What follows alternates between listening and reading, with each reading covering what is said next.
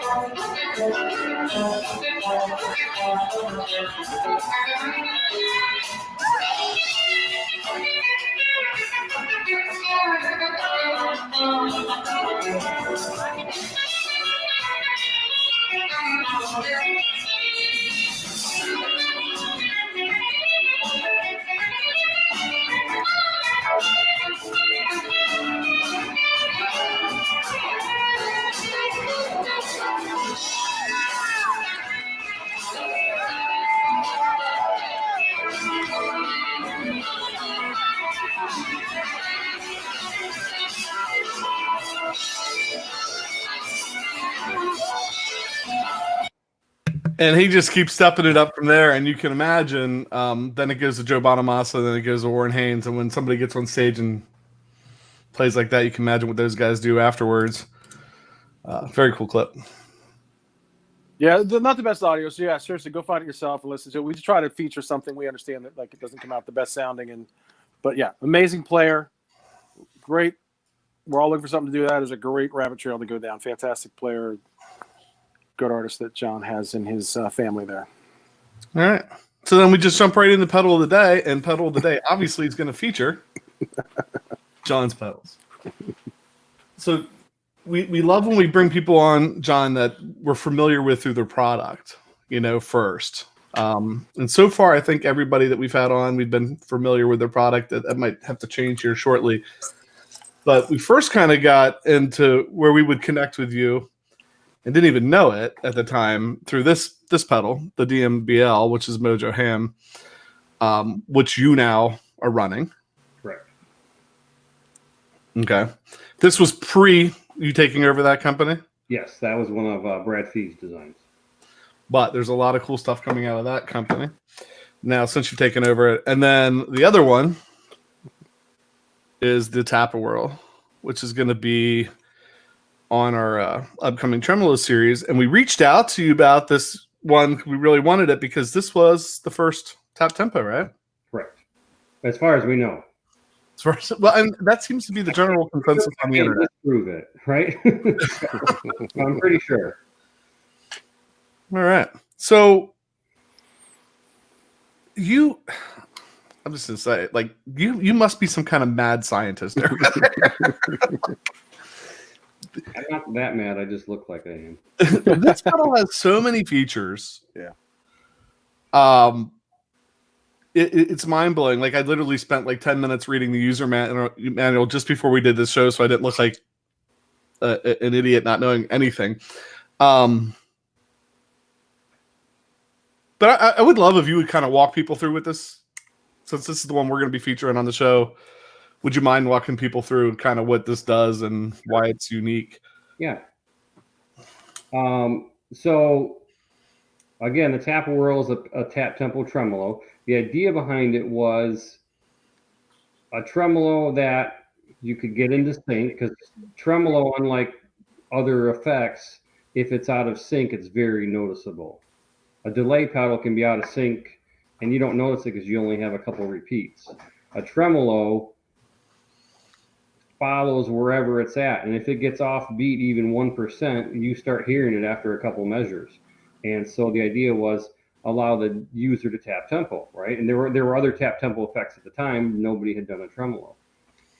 So I spent a lot of time initially researching what tap tempo meant, more so than designing how it's going to work. What does tap tempo mean? How do people utilize it? And I did a bunch of research on, oh, hold on, I'm getting an emergency alert. Oh, that was, okay, thanks. The governor's closed us until the 30th. I just got an emergency alert on my watch telling me that. Thanks. Surprise. Yeah, surprise. We're closed till the end. We're closed the rest of the month. So one of the things I did was I brought drummers in and had them take. I'm trying to. Was it a DD20 that actually would show you the tempo on the readout? So you tap it, and it would show you the beats per minute. And I would have drummers come in, and I would put a metronome out, and I would say, tap exactly that tempo. And every drummer in 2 taps could not tap a tempo. I set it to 100, and they would tap 101, 104, 102. Like, none of them could get it. Even 101 was like probably the closest anybody was able to get. And when I said, okay, now tap 4 times. And when they tapped 4 times, they were within 1 every single time. And so what my research was showing me is basically, how do people utilize this? Because I want to make sure it works the way people utilize it. At the time, there were some other tap tempo effects, and they would say tap it 3 times or whatever. And what I figured out is 3 times doesn't work, because the 3rd time is still you're only 2 beats in, and your first tap or your second tap is going to be wrong. So from between the 2nd and the 3rd, you're a little more accurate. By the time you get to the 4th, it's spot on. So what we did with the Tapper Whirl is it only follows the last 2 beats. So if you tap it twice, it will change tempo. But what we tell people is tap it 4 times, because mechanically you can't tap twice and be accurate. If you tap 4 times, you're going to be pretty close. We're only looking at the last 2 taps, and that's what we're going to use to set your tempo. Sorry, now my pager's going off. So the last two taps are what we actually use to set the tempo. And so when you do that, it's way more accurate. So part of the accuracy is in what we did in the hardware and the software. The other part is training the operator on how they actually utilize the pedal. Because, you know, and anybody out there who has a metronome and a pedal that actually shows you beats per minute, go out and try it. Try to tap twice to a metronome, and there's a very little chance you're going to be able to do it. The way your foot, when you first start moving your foot for that first action, there's a lot of error in there because you don't have a rhythm to it yet. You're just getting your foot moving, and that first tap is going to be way off. So anyway, that's the long story of the initial of me trying to decide what tap tempo was, how do we utilize it in the pedal. So from there it was, what can I make it do? In other words, I have a microprocessor. So my background is, you know, I'm an electrical engineer. I design products and I, you know, write software for microprocessors. So how can I put these two together? So some of it was not what should I do? It's what can I do? Like, what can I do with this thing? Now that I have a microprocessor controlling, what can I do with it? And you'll see that it had, you know, so normally you would have different waveforms that would control a tremolo, and they'd be a square wave or a triangle wave or a sine wave that kind of give you that shape of the volume going up and down. And I had this idea of, well, it'd be cool if you put rhythmic patterns, you know, and yeah, you see on the right, bank 3, those are rhythmic patterns. Most of them are in 8/8 time. The bottom two are in 7/8 and 5/8 because I had some customers that said, "Hey, I got this song I'm writing, and can you do one of them in 7/8 time for me?" So a couple of those, I can't remember who they were now, but a couple of those were artists who wanted those specific rhythms, and so we added those to that bank. And it was like, what kind of cool settings could I come up with that would sound cool? And the idea was, I'm a rhythm guitar player. Like when I played at church, I would play the lead part of a song because it had a lead part. But I'm not like Lucas Parker, where I just sit there and shred. You know, tell me the key and I can play the root and the you know, the other chords, but I'm not going to play a solo over it. So I'm a rhythm guy. So I think of this as a rhythm pedal, right? This, to me, tremolo is not a lead pedal most of the time. It's a rhythm pedal. So you hold a chord out and you let these rhythms happen to the chord.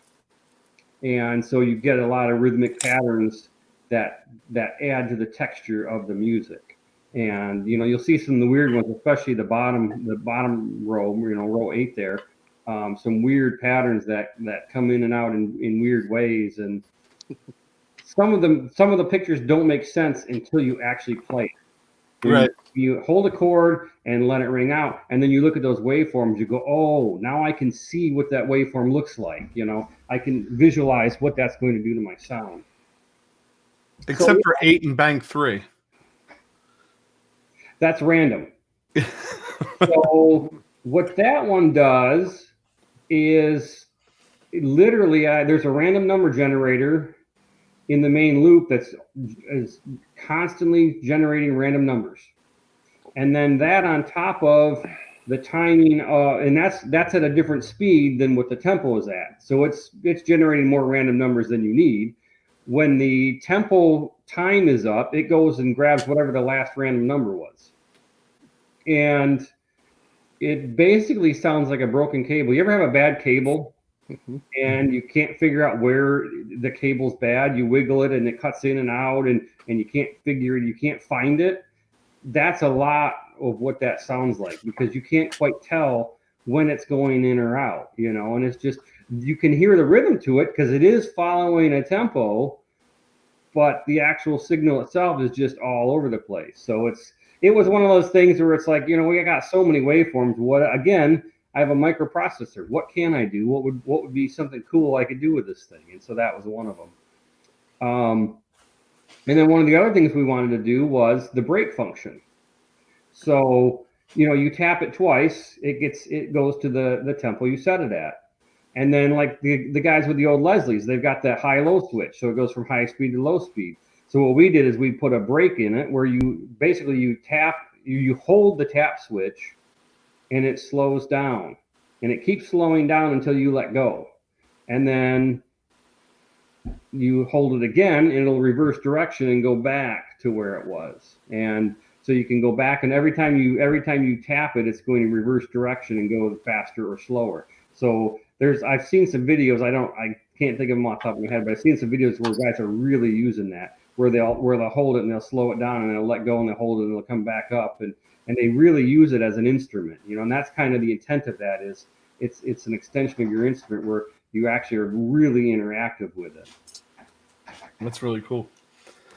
Yeah, I mean, if you're not paying attention, that's 24 different waveforms in that pedal, on a tremolo pedal, which is insane and very cool. And we could have done more, but 24 seemed way too many. What we found out after a couple of years is most people use the first couple, and then there are people who are creative in the studio or whatever that'll use all the others. The average person uses the first couple, and that's really what, a lot of times people have to have certain features. They have to have all the bells and whistles, and that's what draws them to buy something. But when they actually get it and start using it, they are really using the basic functions, which is the tap tempo.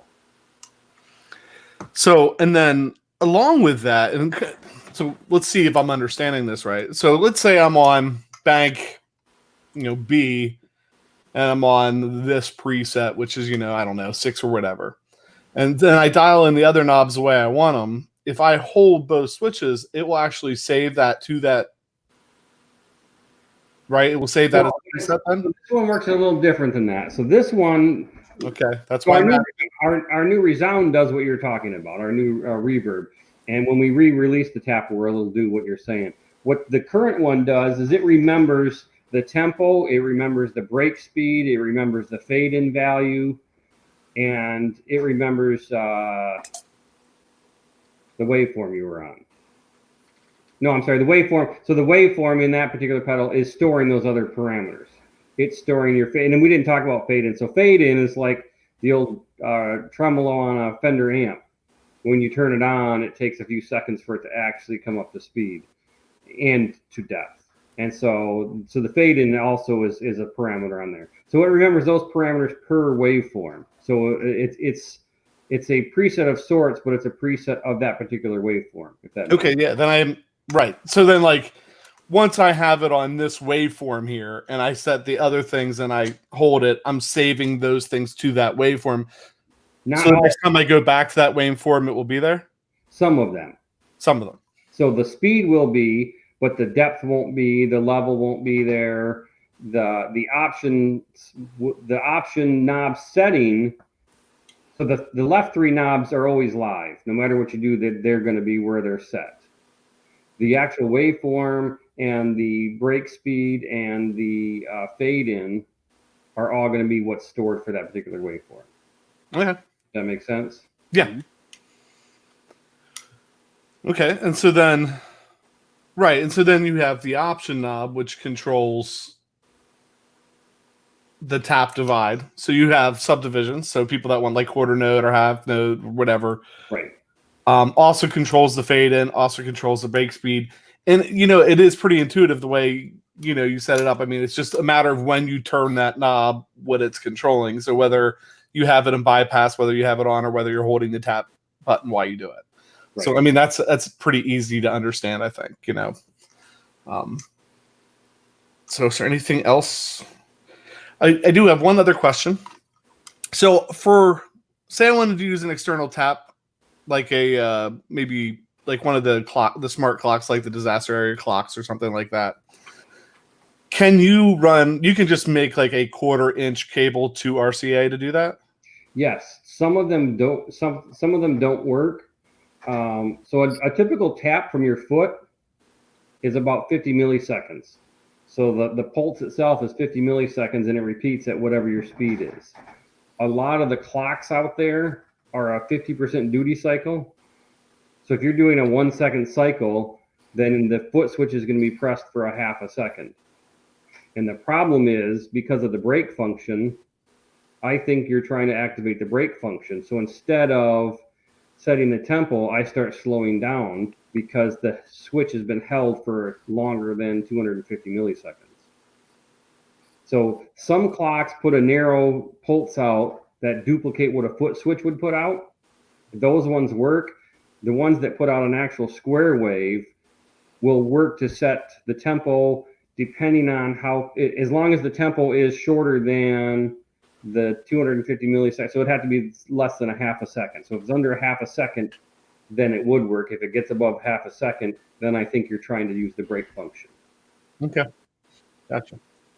And that's also an input or an output. I mean, so it can be an output or an input. Right. Because you're like, and that's something you have on most of your pedals. So you could chain those together and then be controlling just your tap on multiple pedals with one pedal. Correct. And at the time, this is a little bit of trivia, Cusack trivia.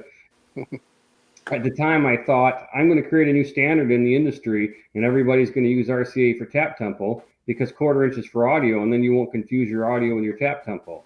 So that was part of the decision that drove that to be an RCA jack. Space was another reason that drove it to be an RCA jack. But at the time, George L. sold a RCA end, so you could readily get those and make your own 1/4 to RCA cables. And so everything was great. I have a place to send everybody to get the cables, and I just talked the rest of the market into using RCA for tap tempo, and not a single person in the industry used RCA for tap tempo. So I know when we unboxed it, I saw that, and it's yellow, right? Is the little ring inside yellow?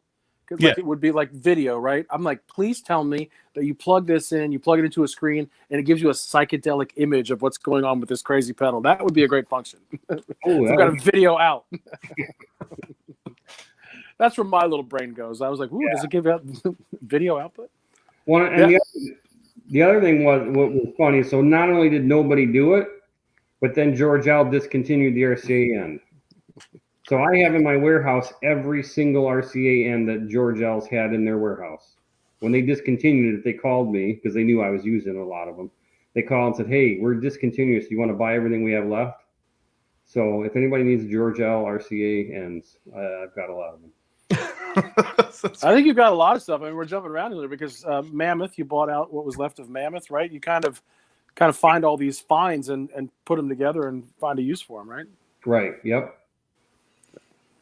So, and there's it's hard for me to tell exactly how many people are watching, but there are people in watching, and please say hi if you're in watching. Jump in the live stream and in the chat, say hi. Let us know you're here.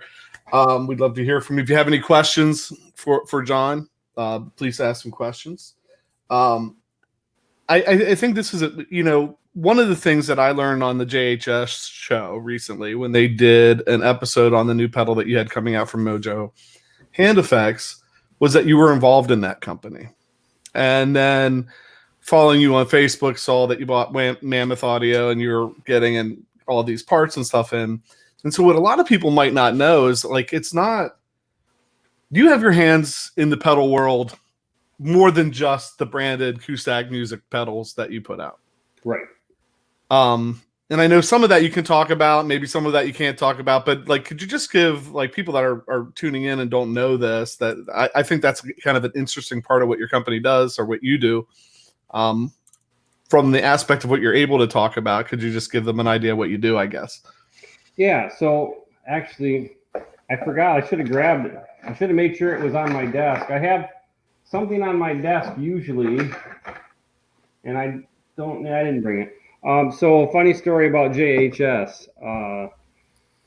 They had called and asked me, Josh called and said, hey, we've got this Panther Cub, and we have 350 completely built, and they all have a ticking noise in them.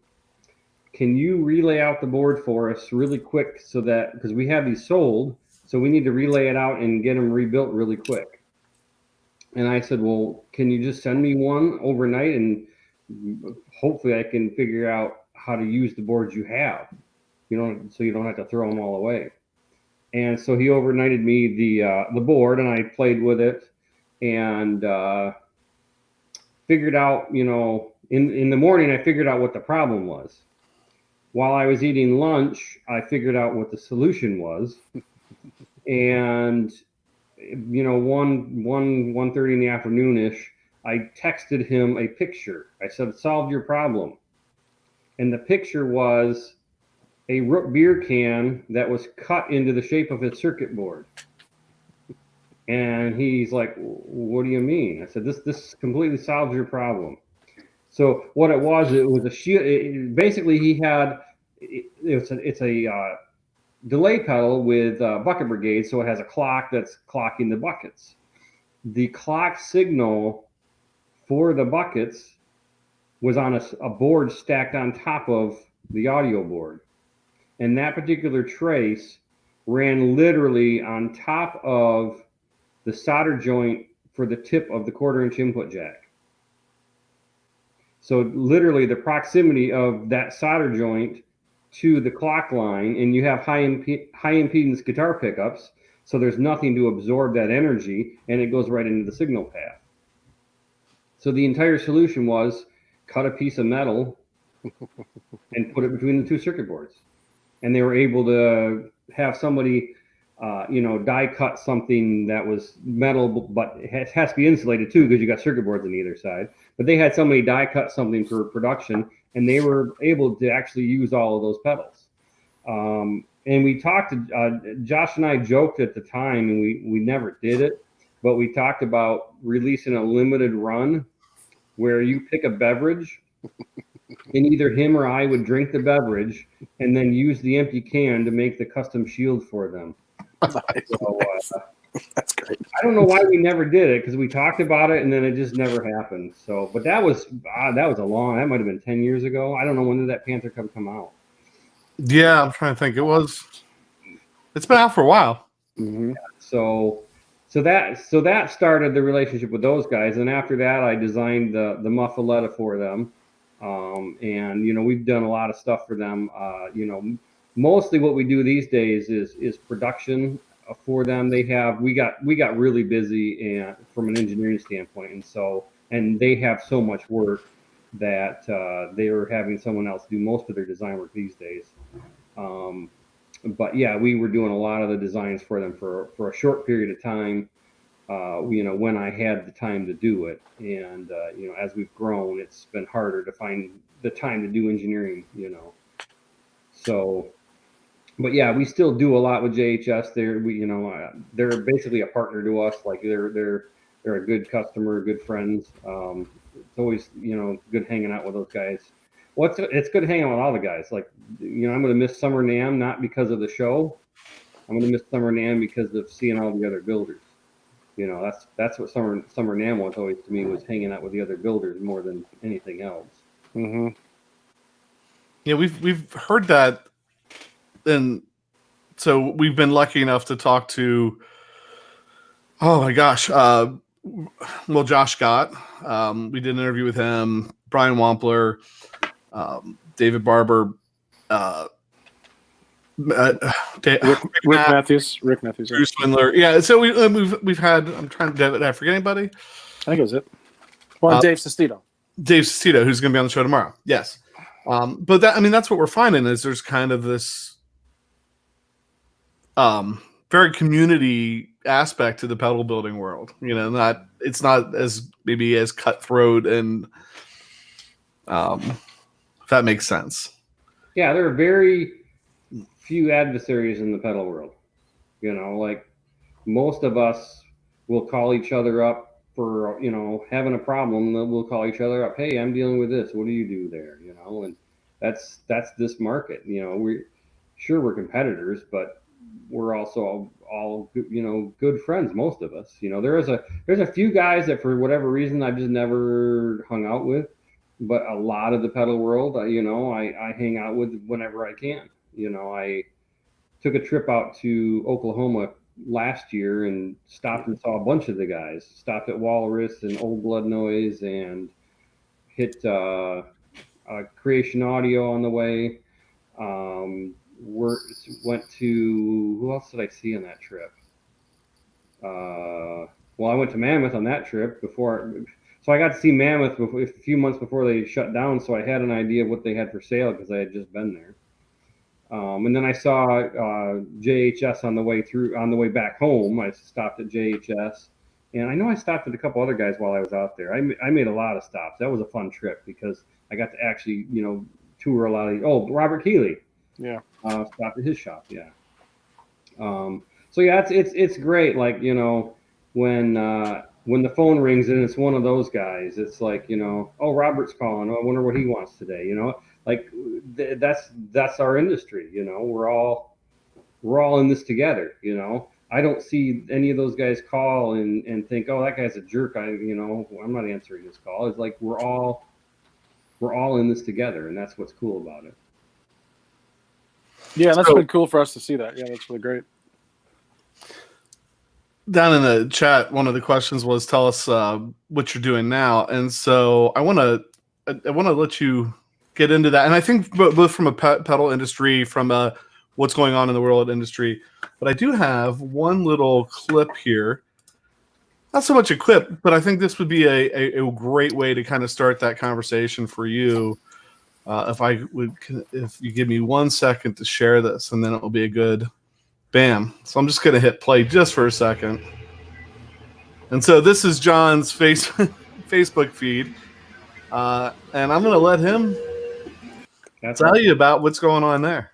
Yeah. So what I'm doing is printing parts to make face shields for the medical community.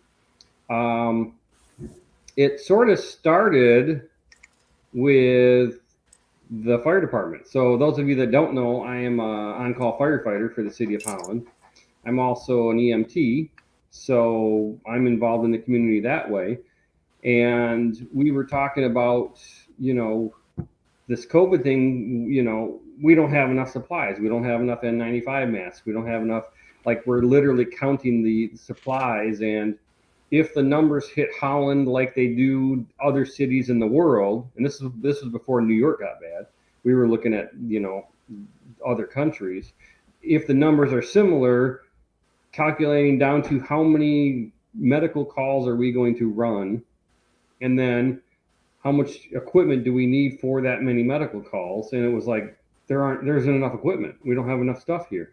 So I started looking at, well, what can I do to help? And face shields was one that kept coming up. There aren't enough face shields. I think our department had bought chainsaw face shields. Those ones that come down, and they had a few of them, and so they were going to use those and keep cleaning them and trying to reuse them as much as possible. And there aren't that many of them. If we run a lot of concurrent calls, we wouldn't have enough of those even. So I looked around for, different groups that were figuring out how to do face shields. And I found one right here in Holland that was trying to gather other resources together to be able to make face shields. And so let me grab the stuff here. So let me explain, first of all, why face shields. So as an EMT, I'm going to have an N95 mask on. So if I come see you, this is typically what I'm going to wear to a call. And this prevents the stuff getting to me. So this type of mask is to protect the person wearing it. So an EMT or a nurse or a doctor or a paramedic, that's who's going to wear this mask. And then the next level would be glasses. So the glasses prevent spatter. So if I'm working on a patient and they cough or they're bleeding or any sort of fluids get flung towards me, my eyes are protected, my nose is protected, my mouth is protected. So that's great, but then what happens when the splatter hits any exposed area? So now it's up to me as the EMT to not touch anywhere in here until the call is completely over. When I'm all done, I got to make sure my hands have touched the patient, so I got to be careful not to, my hands are going to be dirty after the call, so I have to make sure I'd be wearing gloves. So there's a method of peeling the gloves off so that you don't contaminate yourself. But you still have the possibility of contaminations on your face, which could then eventually get into your eyes, nose, and mouth. And as we know, that's where COVID's going to get into your system. So that's where this comes in. You put that on top of it. Now you've protected your face. And then if we have the full, and I'll take the mask off because I don't know if that's blocking my voice or not. It sounded pretty similar, actually. It's all right. Okay. So then the next step would be to have the Tyvek suit that would then come around the top of the shield. So we have the shield here. So it would come around here, and so then you would be completely protected. And so the idea is this allows, if you do get splatter, it's going to hit the shield, so it's going to protect my face. But the other important factor is it's going to protect this. So this is what you're hearing all about. N95 masks are what are in short supply right now. So the doctors and nurses and paramedics are trying to get multiple shifts out of this one mask because they don't have enough of them. You see it's the N95 on there. They don't have enough of them, so they have to keep them clean. So if I'm wearing a shield and I get splattered, worst case, I can throw that shield away, but I still have an N95 mask for the next call. So that's the importance of those shields. And so what we're doing, I'll hold the part up that we're actually doing. So this is the part that we're printing. So then I got There you go. and then there's the plastic sheet, which the nonprofit group I've been working with has found other sources for the plastic sheet, and it literally just snaps onto here. There's holes punched into it, and it just snaps onto there, and it becomes a face shield.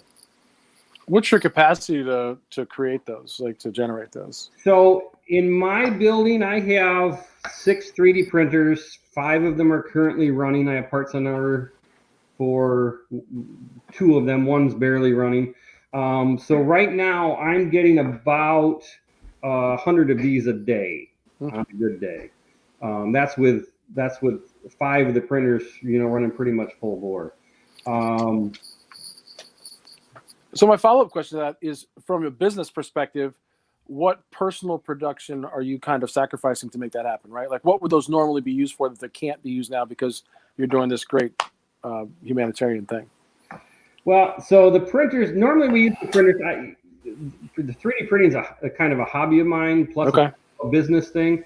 So they don't get used all the time. The main resource is not the printers, it's time. In other words, someone has to sit there and load the printer. It prints, you got to peel the print off and get the next one. So a lot of it is I have to be there, or I have a couple other people I've trained since. Can you guys hear the train in the background? Yeah. My wife works for Norfolk Southern, so I'm familiar with trains. So luckily it's mostly just my time. I've spent a lot of time, again, because of my connections with the community and with the fire and EMS and all that. And having 3D printers and being a business owner, all those things come together and go, well, I have these resources. I need to utilize them. I have lots of material. I did have lots of material. I'm actually running out of material. We've printed so many masks that I've bought new material already, and that's all gone already. So we're printing a lot of stuff. So I was going to show you some other 3D printed stuff, but before I do that, I want to talk a little bit more about the mask group. So this group here, I don't know if you have ability to put it in the chat or not, but there's a website called 3dc19.com.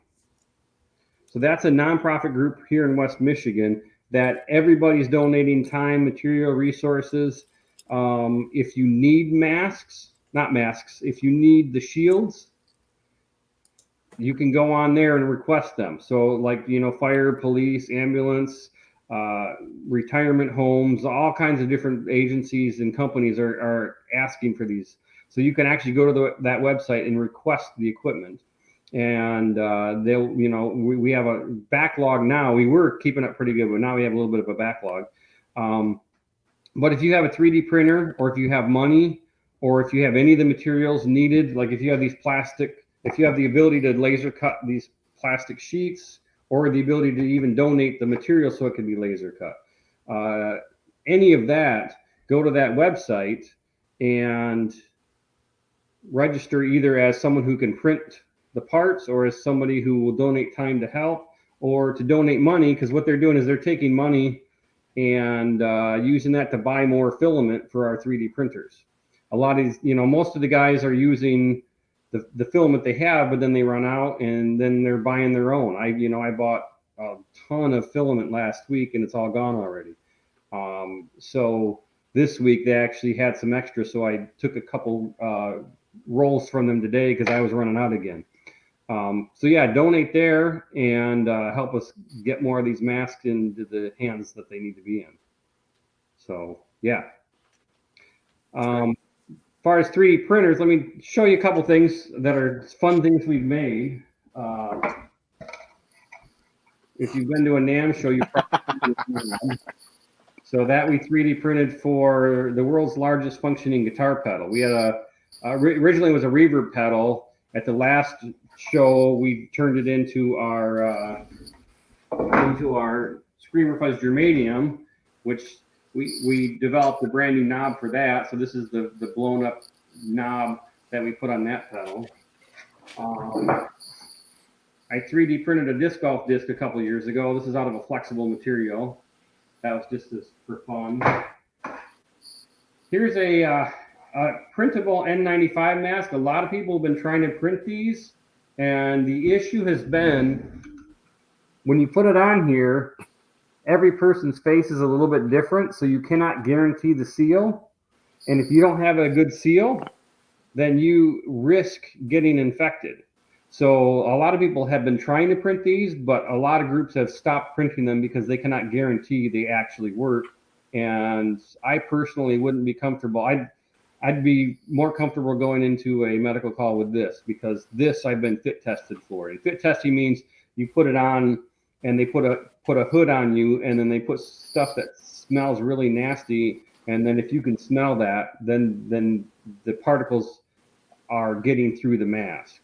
And that's the problem here is a lot of these cannot pass that test. And if you can smell that smell, that means the virus particles can also get to you.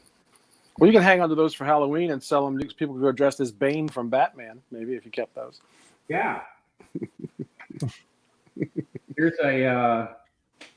this is a fixture. So little pogo pins go in here, and this is a fixture for testing a guitar pedal. We do all kinds of things. This is a knob fixture where you put the knobs on the pedal, and then this has the shape of the knob, so the knobs are facing the right way when you tighten your set screw. Here's a cool one. This literally gets printed like this. Right there. It comes off the printer exactly like this as one piece. You do nothing to it other than pick it up off the bed of the printer, and then it becomes a fidget cube. So it gets printed as one part, but it is actually multiple parts. So that's, wow.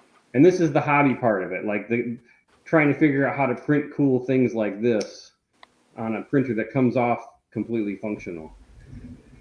That's cool. And pink pickup covers. Remember what pink pickup covers? I printed these a few years ago because the way you print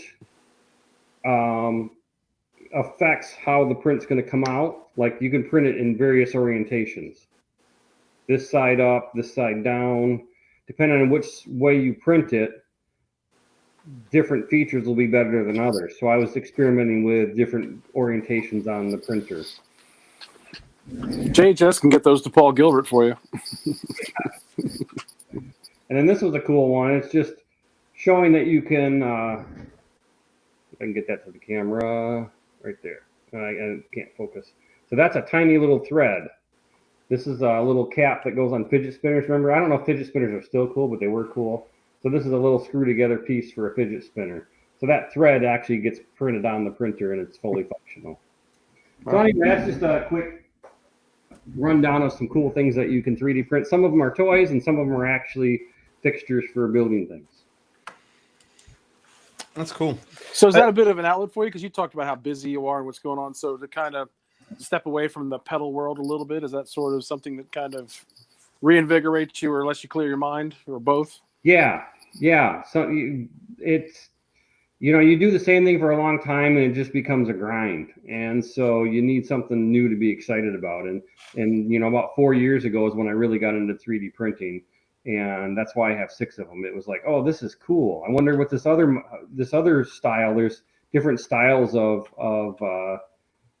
printers, and I'm like, does this other style print better? And so I got, I think 5 different brands of printers, and I just started buying them and playing with them and tinkering with how I can print different things. And yeah, it's a good outlet, and until it needs to be used, then it's not, you know what I mean? Like Right. it's fun until you have to use it. But Right.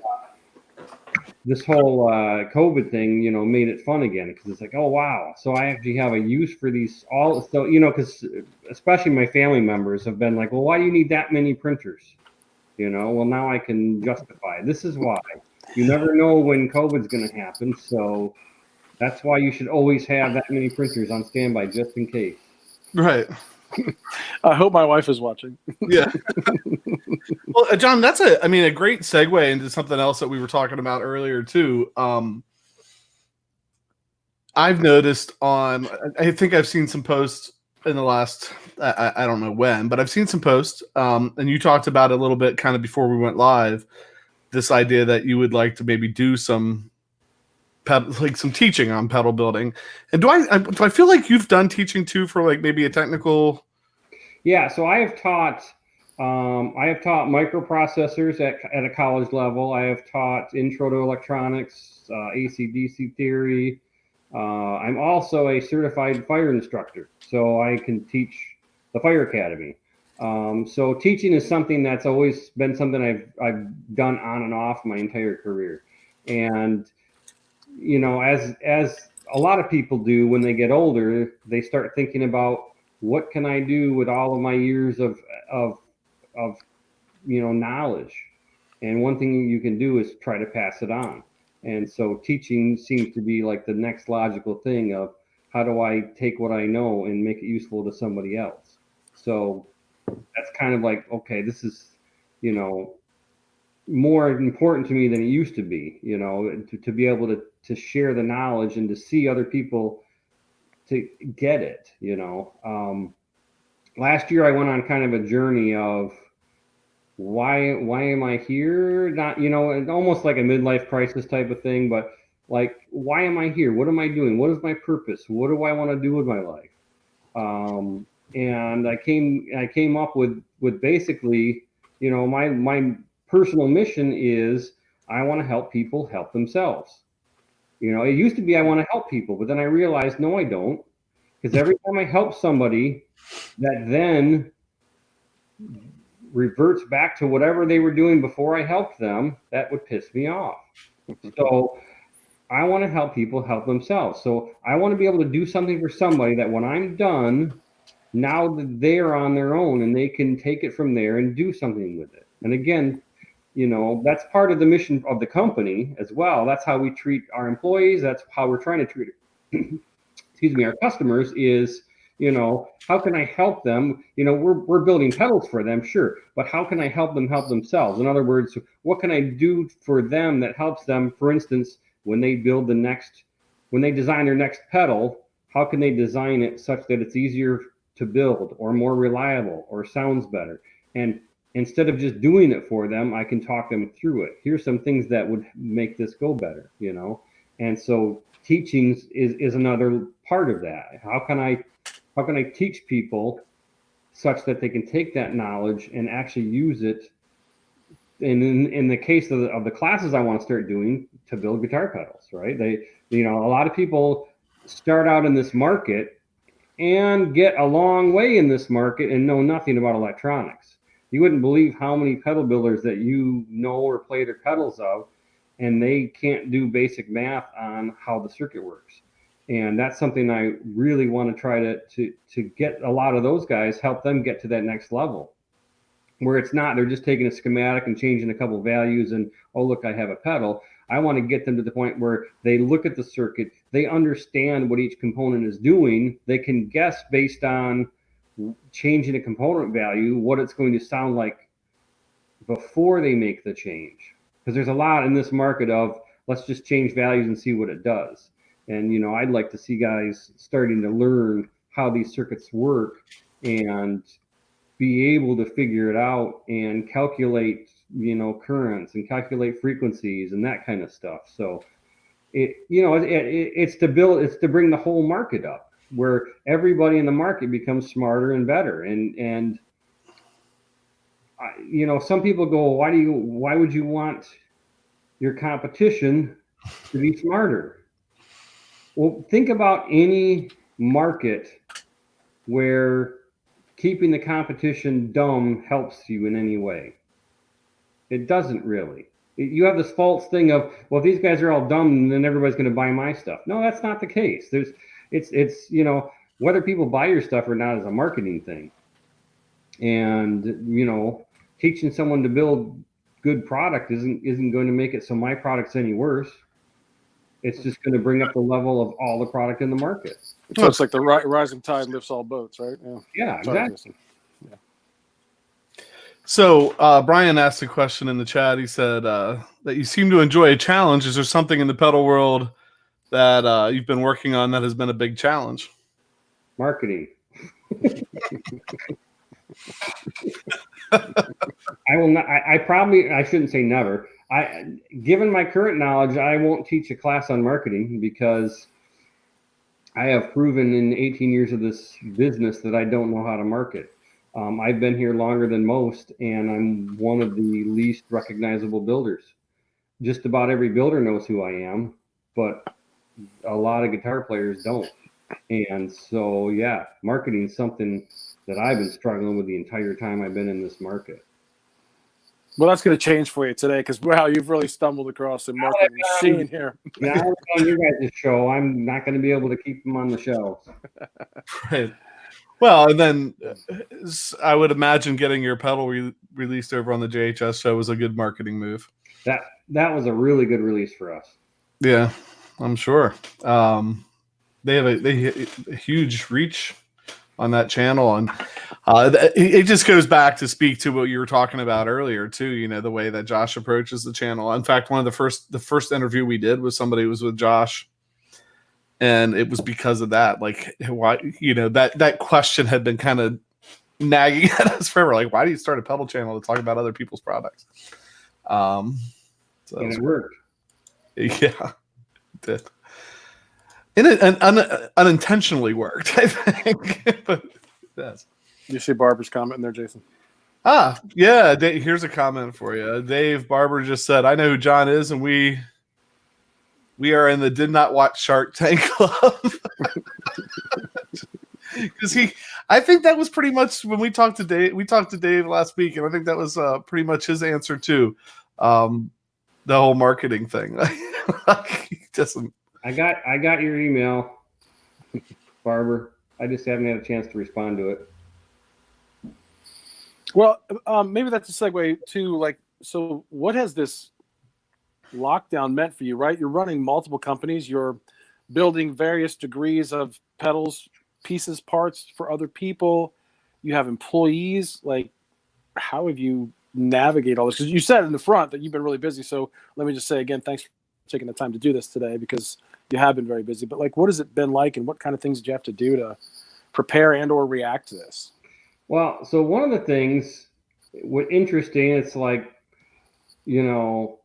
we had a couple of years where we really struggled, and then this year has been our best year ever.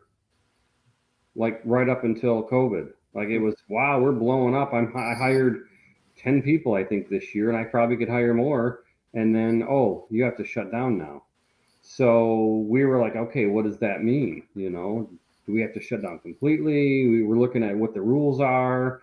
Turns out we are an essential business because we have several products that we build that are medical. So over and above the pedals, we do some products that are non-pedal related. And we have a couple that are actually active orders that are medical. So that's considered essential. So we're trying to navigate what is essential. Can I only have the people building that product come to the shop, or can I have other people coming to the shop? Because the other thing the executive order says is do what you need to do to provide for the people working from home. So I have several people that are working from home. Because we manufacture, I can't send machines home with people. Right. But I can send some of the build work home with people. But then I look at our customers. We have a lot of customers that we build circuit boards for. We're sending them the circuit board. They're putting it in a kit with an enclosure and knobs. They're sending that home with somebody to build from home. So by maintaining a few people, we only have a few people in right now, but by maintaining a few people to manufacture the boards, that's allowing our customer to still send work home so that their people can work from home. So if I shut down my manufacturing facility, my customers now can't give their people who are staying at home work to do because they don't have the boards to be able to do that. So, you know, and from day one, I've told every employee, if you are not comfortable, do not come to work. If you are sick, do not come to work. If you are not feeling 100%, do not come to work. And so our number one thing is everybody's health, you know. Our number two, though, has to be the health of the company. If we literally shut down for a month or 2 months, we may not reopen. And we will see 2 months from now how many people don't make it. There'll be people in the pedal market that are gone. There'll be restaurants that you love to go to. They're going to be gone. There's going to be little stores that you used to go to. They're going to be gone. There is going to be a huge fallout from this whole thing. And so we're doing what we can to also ensure that in 2 or 3 months, we're still around. Because not only do I have my employees to provide for, you know, my employees are like a family. Their bills are my bills, because if I'm not paying them, they're not paying their bills. But then I also have my customers who have employees who have family. You know what I mean? It rolls all the way downhill. And so we have to be around in order to provide for everybody in the entire chain. And I think that's a great macro view that you're taking, because we've had a lot of pedal builders on the show in the last 2 weeks, and I've even followed like Mythos, watching him build stuff in his garage on Instagram. And you know, that supply chain is really important, right? A lot of people kind of, because they have a bit of stock, they were kind of okay. But as time goes on, if people like you aren't able to find a way to soldier on, it's going to have a huge trickle down effect into a market and things that we care about, right? Like as musicians. So it's great that you're doing that and trying to figure that out and take care of your immediate family, your business family, and your medical community. All these things you're doing are fantastic.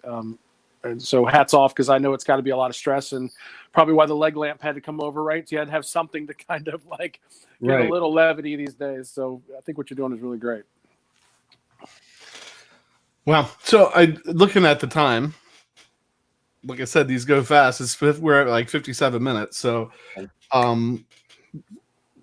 first of all, and we like to try. We told John an hour before we started, so we like to be respectful of that.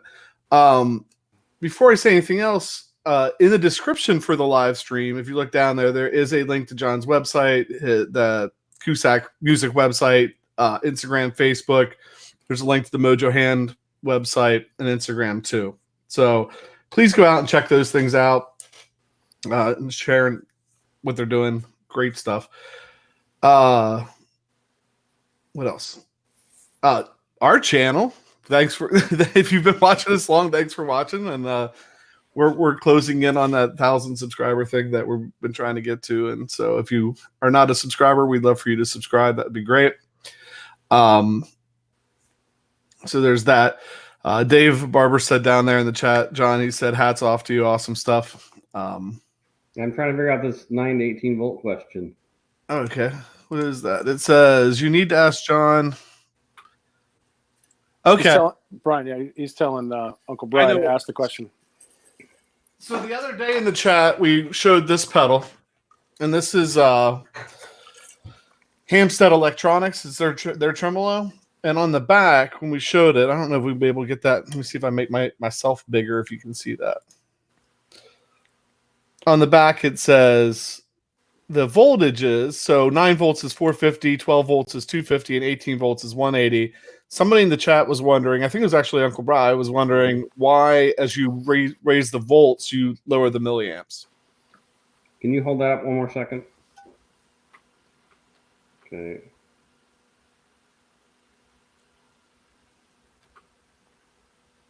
Okay. You can pull it down now. So I am guessing, based on looking at that, that there might be a switching power supply in there. Normally when you raise the voltage, the current would go up, and in your case, the current went down, right? Mm-hmm. So that means it's drawing a certain amount of power. If you look at it, at 9 volts, it was drawing about 4 watts, and at 18 volts, it was drawing like a little over 3 watts. So it's drawing between 3 and 4-ish watts, no matter what voltage you put in. So if it does have a switching power supply, that would explain it. Higher voltage requires less current in order to step the voltage down or up to whatever the ultimate voltage it's going to use. And then the fact that it's not the exact same power is because there's a certain overhead where it's always going to draw, certain circuits are always going to draw a certain power based on whatever voltage is there.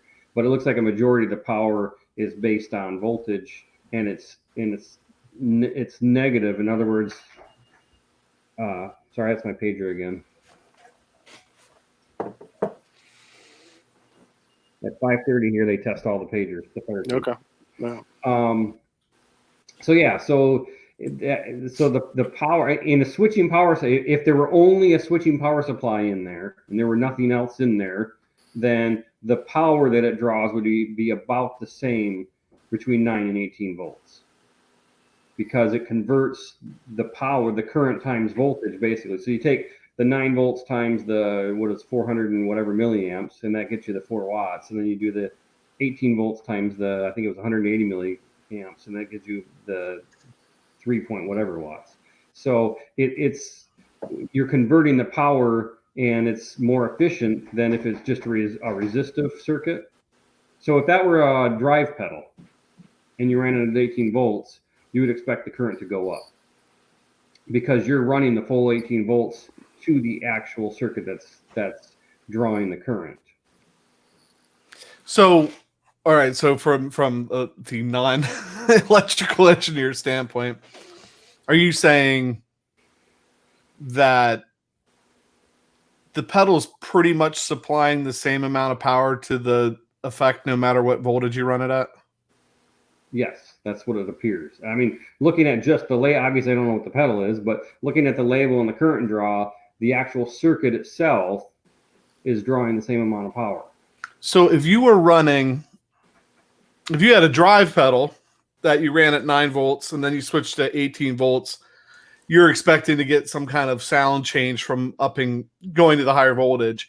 But this probably, you're not expecting a sound change. Like, there's probably not a benefit to running it at 12 or 18 versus 9. Without knowing what it is, probably not. But again, they may have a section of the circuit that takes the voltage. Like if the output stage is using the raw incoming power, then it could maybe have more headroom at 18 volts. If the entire power supply gets converted to a fixed voltage, no matter what the input is, then the input voltage should have almost zero effect on the sound. So again, it depends a lot on the rest of the circuit. But based on what you're showing me from the back of the pedal, it's probably going to sound the same at whatever voltage you put on it. Which being a tremolo, maybe it doesn't need the headroom like a drive pedal would, right? I mean, right. Yeah. Because you'd want that out of a drive pedal, maybe. But maybe not out of a tremolo. So that's interesting, because that's been the question a couple times this week. I think through all the answers we've gotten this week, we're starting to narrow it down. Dave said he knew you would answer it much better than he did. All right. Yeah, you officially got past Stump the Band. You win the prize today. All right. So, John, do you have anything else you wanted to add while you're still live with us, or? I mean, the only other thing is stay healthy. If you're feeling sick, don't go in public. Don't go visit your grandparents. We've all been told this, but like this thing is real, Yeah, listen to it. Who you're hanging out with. Keep your circle of friends small. And if you have the time or money to help, do it. There's a lot of people that need help right now. And if you can't 3D print something, what can you do? Especially with a lot of people staying at home. Like, what are you doing all day long? Are you playing video games? Or did you buy the newest download for your Xbox or whatever? what can you do to help your community right now, even if you're at home? You know, look for ways to do that. Yeah, and you're certainly leading by example in that charge. So yes. Yeah. I was just thinking that, and this is coming from somebody that's doing that. And go out and check out, you know, what John's doing and posting on Facebook, because it's cool. I mean, saw some, you know, a picture from some of the people that you had delivered your stuff to, and, you know, whatever. I mean, there's some cool stuff out there. So it's awesome. And honestly, one of the reasons I, you know, as we were looking through trying to figure out who can we ask to come on, and that was one of the reasons I wanted to reach out to you, because I thought that was so neat that you're using, you know, your printers to get involved. So I think with that, everybody, that is conversation number 17 of whatever, because I don't think we're going back to work in 2 days. Just looking down at the chat one more time, I see Guitar Hack jumped in. Guitar Hack has a channel. He does, you know, YouTube's stuff with pedals and guitars, and does a lot of live streaming. Has a really nice audience over there. Brody says, super smart guy on every level. Brilliant mind, huge heart. So he's thanking you, John, for being on the show. Kristen, I had it up on the screen. I don't know if you saw it earlier, but Kristen said that she was in New York and she was thanking you for the stuff you were doing with the mask too. Oh yeah, how don't have any supplies there in New York City right now. How's things going in New York, I wonder? I mean, she said that she was doing okay, but she did mention earlier that they didn't have any, when you were talking about the face shields and the masks, that they didn't have supplies. So she, I think, was appreciative of your efforts too. It seems like every city has groups of these 3D printing people, you know, banding together to help. So I'm hoping there is way more in New York than there are in, you know, West Michigan, because they need a lot. Right. Yeah, absolutely. All right, so I'll pop that up. Hack goes live tonight at 8 p.m. If you're in here and you don't know Hack, make sure you stop out and check on. Oh my gosh, now I can't talk. Stop and check out his channel. So, with that and our hour being up, John, thank you so much for giving us some time and hanging out with us. We really appreciate it. And Pat, I think it's up to you, man. Yeah, just one last thing. Thanks again to John. Tomorrow, same bat time, same bat channel. Dave Sestito from DLS Effects will be joining us. And John, this may be the first time that I'm giving our tagline that may not actually relate to guitar gear. It might be 3D printers. But this is PJ on behalf of the Beard, reminding you, no matter what you hear, you never have too much gear. Peace out. All right. See ya. See ya.